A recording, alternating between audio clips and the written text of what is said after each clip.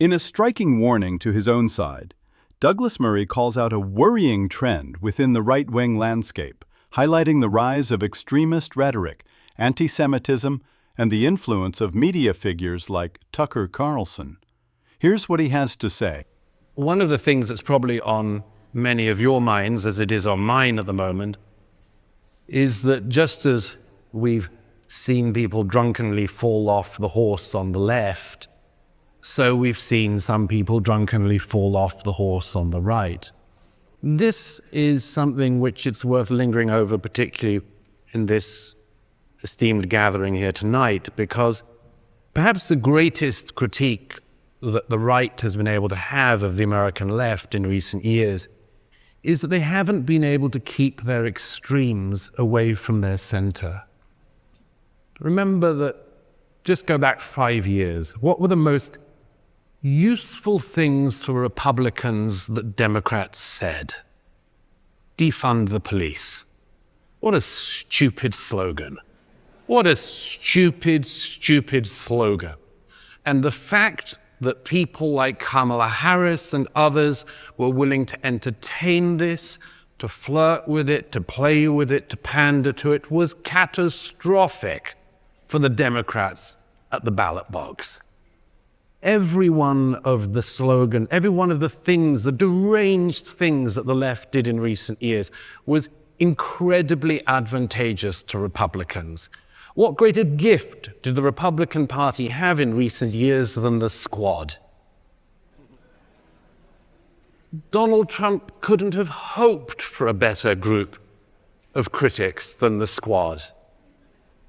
And the fact that the Democratic Party seemed incapable of distancing itself, indeed became completely wrapped up with the most extreme bits of their own side. They got wrapped up with the people who believe that none of us are born with any genitalia that's discernible. Doctors just sort of guess it. A bigoted nurse decides it's a boy or a girl, and this stuff was devastating for the political left. Well, I would say we now on the political right have things that are equally potentially devastating. The most potentially devastating one we have at the moment is something which people in this room have been close to, I've been close to. There are individuals, some of whom were friends, some of whom may be able to remain friends at some point or be friends again, but we have people on our own side who are playing with things that are utterly disastrous for the conservative cause. The most obvious one, the stupidest one, so stupid that again, I can't believe it hasn't been somehow mandated by the Democrat Party's headquarters, is the fact that prominent conservative commentators and podcasters would be playing with the most evil viruses of the 20th century. Nothing is more delegitimizing for the conservative side than to have people who claim to be on the conservative side playing footsie with Nazis and anti-Semites and racists.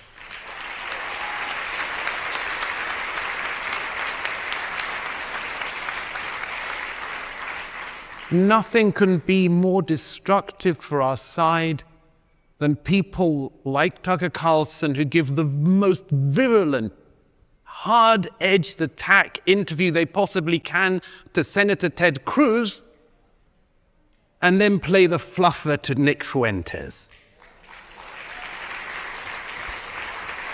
If the political right doesn't address this and say, you can say what you want, but it doesn't mean that we have to regard you as an ally, then we are in real trouble. You know, I've noticed since I've moved to America that something I said would happen some years ago has been happening, which is in the moral vacuum and the moral disaster of the last 20 years, there are several things that stand out. One is that after the 2008 financial crash, it was not inevitable that if young people couldn't accumulate capital, that they would become capitalists. We have to address that problem. But it also seemed to me that into the religious vacuum that had emerged in recent decades, things would tread. Now, we saw the left, they had the gender ideology, the sexual ideology, the race and all of that. And for a time, for them, going around and waving banners every Saturday and so on, provided them with meaning. It was also inevitable that the right would have to address this hole, this vacuum as well. And some people have. But some of the people who've trodden into that have done so in an incredibly ill-advised way, partly because they have not listened to good mentors like Dennis Prager has been to so many. They have fallen into clerical attitudes, very far right-wing Catholic attitudes, very ill-informed, in which they seem to think, for instance, I am not kidding or exaggerating when I say this, that they would effectively like to have, for instance, Catholic clerical law in the United States in the 21st century. I said to one of the advocates of this a little while ago, you know, I'm not in favor of that. Partly because, although I wasn't alive in Europe in the 16th century, I did hear about it.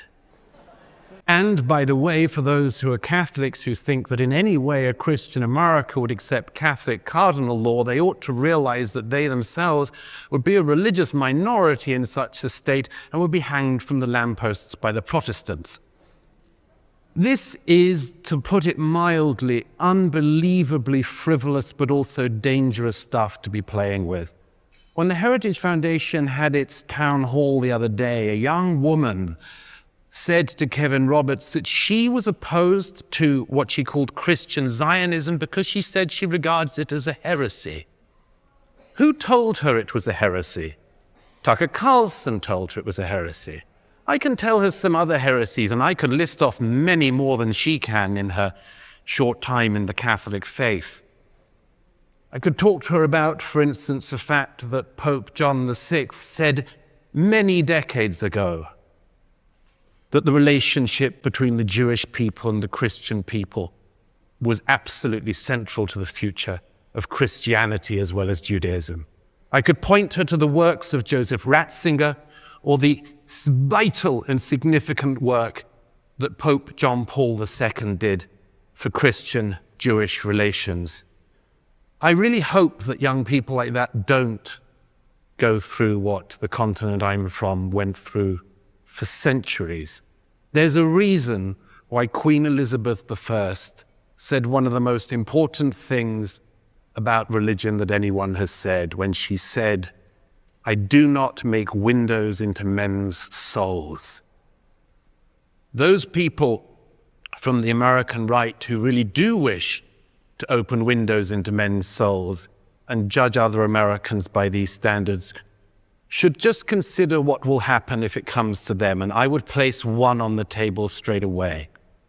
Some of these people on the new American right like to blame the Jewish people for the fact that, for instance, there are prominent Jews in various positions who say things they disagree with.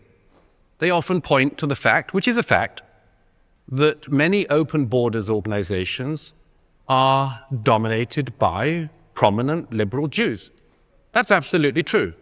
And there's not one of those organizations that I haven't criticized.